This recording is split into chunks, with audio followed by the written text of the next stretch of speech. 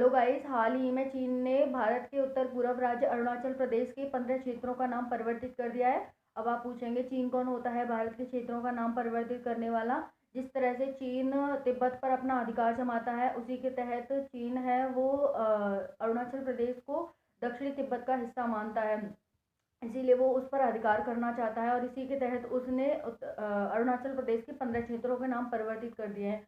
अब आप कहेंगे क्या चीन के परिवर्तित करने से उसके नाम परिवर्तित हो जाएंगे? हाँ, चीन नाम परिवर्तित करके यूएन की जियोग्राफिकल कम्युनिटी के पास भेजेगा और फिर वो कम्युनिटी यहाँ के लोकल लोगों से पूछेगी क्या आपको ये चेंज नाम पसंद है, तो अगर वो हाँ कर देते हैं तो वो उन्हें लागू कर देगी।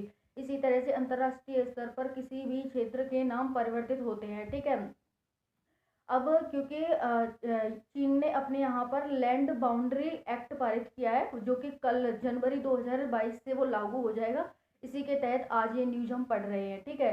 तो जो चीन है वो मतलब भारत के साथ 3488 किलोमीटर की बाउंड्री शेयर करता है, ठीक है। तो जहाँ लद्दाख में विवाद देखें, लद्दाख में पेंगोंग त्सो लेक को लेकर विवाद है, ठीक है। वहीं पर हम यूके में यानी कि उत्तराखंड में विवाद देखें तो वहाँ पर भी काला पानी को लेकर विवाद है, ठीक है। वहीं पर हम सिक्किम में देखें और पश्चिम बंगाल में देखें, सिलीगुड़ी कॉरिडोर है जो उसे तोड़ना चाहता है ताकि उत्तर पूर्व के राज्यों को भारत से अलग कर सके, ठीक है। अरुणाचल प्रदेश पर वो पूरे पर अपना अधिकार करता ही है। इसी के माध्यम से हमें जम्मू कश्मीर और उत्तर पूर्व के राज्यों में अपसपा को लागू करना पड़ा था चीन की वजह से ही, ठीक है। तो ये सारे रीजन है। चीन सभी देशों पर अपना अधिकार जमाना चाहता है, किसी को पैसा दे करके, तो किसी को अनधिकृत रूप से अपने अधीन करना चाहता है, तो किसी को वन चाइना पॉलिसी के अपने अधीन करना चाहता है, ठीक है, किसी को पानी के माध्यम से।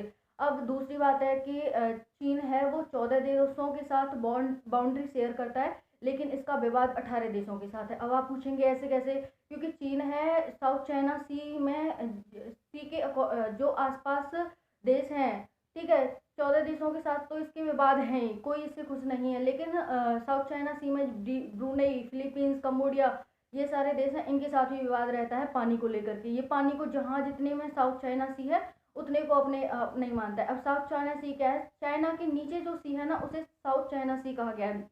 जैसे भारत के नीचे इंडियन ओशन है, ठीक है।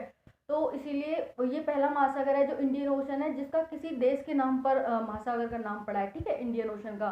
उसी तरह से वो साउथ चाइना सी मानता है और जितने में इसका पानी फैला हुआ है उसे सभी को अपना मानता है। तो और देशों से इसीलिए रहता है क्योंकि उन्हें भी पानी चाहिए, वो भी उस महासागर से सटे हुए हैं, इस वजह से, ठीक है। तो अब चीन क्या करता है, किस तरह से भारत को क्या नीति अपनानी चाहिए, क्या रणनीति अपनानी चाहिए कि जो इसके साथ डिस्प्यूट ना रहे। तो पहला, भारत को बॉर्डर टूरिज्म को बढ़ावा देना चाहिए ताकि वहाँ जाके लोग बसें, लोगों को पता चले कि हाँ हमारा जो देश की सीमा है वो कहाँ से कहाँ तक है, ठीक है। दूसरा है सरकार को कनेक्टिविटी बढ़ानी चाहिए, ठीक है, ताकि एक दूसरे राज्य कनेक्ट रहेंगे। तो क्योंकि चीन क्या है, चीन मौके का फायदा उठाना चाहता है, मौके के पर चौका लगाता है। अगर कोई खाली स्थान दिखा, कोई खाली प्लेस दिखा, उस पर अपना अधिकार जमा लिया, ठीक है।